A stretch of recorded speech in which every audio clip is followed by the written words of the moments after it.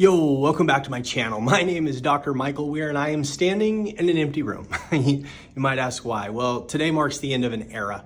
I'm standing in the office, an empty office that I've been in for the past 4 years. And they announced to us recently that they're tearing this space down, so I had to find a new space. So it got me to thinking, there's 3 constants in life. It's death, right? Okay. Taxes and change. So I wanted to talk today a little bit about change.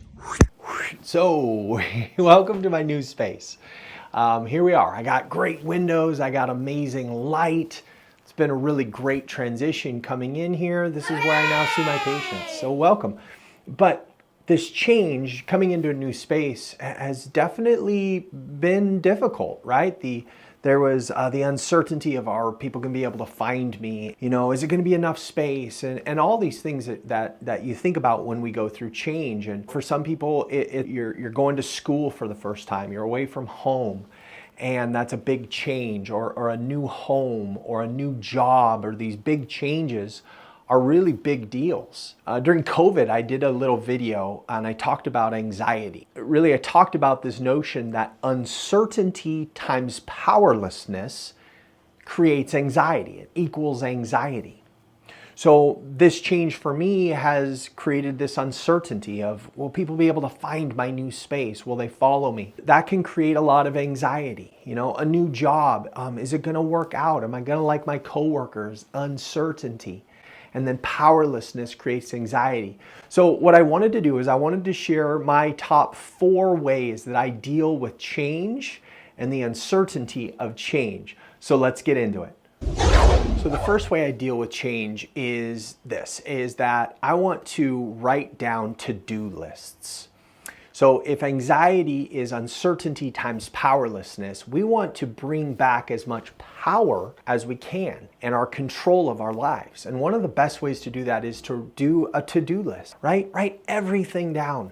Write the next step that you want to take. If it's a new job, who is the people that I need to introduce myself to? What are the next steps? Maybe it's as simple as just get up on time, but write to-do lists. I like to actually physically write. Yes, our phones are wonderful and they're powerful and you can write to-do lists on your phone. But I think that there's more power involved when we actually physically write down on paper. I don't know what that is, but there is truly something profound about that, is actually physically write that down. So write a to-do list. Start checking things off. It creates power. Takes back power from that change, which reduces anxiety. Where I see this most often in my patients is anxiety will create muscle tension, which creates sore shoulders and sore neck. So I see this often, and this is something that we talk about really quite often. Now, number two, let me actually just show you number 2.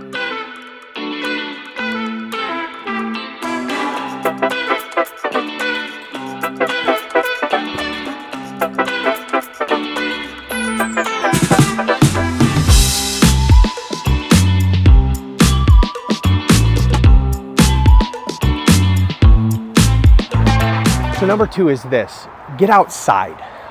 Now, this is actually right outside my new office, and I just love it. It's these really cool walking trails, and it's out in the forest. But number 2 is get outside, because when you get outside and you connect with nature, and you get around large trees, you really kind of realize how small our problems actually are. And now some of us are dealing with massive problems, but to connect back with nature, you kind of realize that this world is big, and it just kind of helps to connect us and ground us to that fact. Number 2, number 3, and number 4 of things that I do to deal with change, you can actually do all at the same time. So number 2 is get out in nature.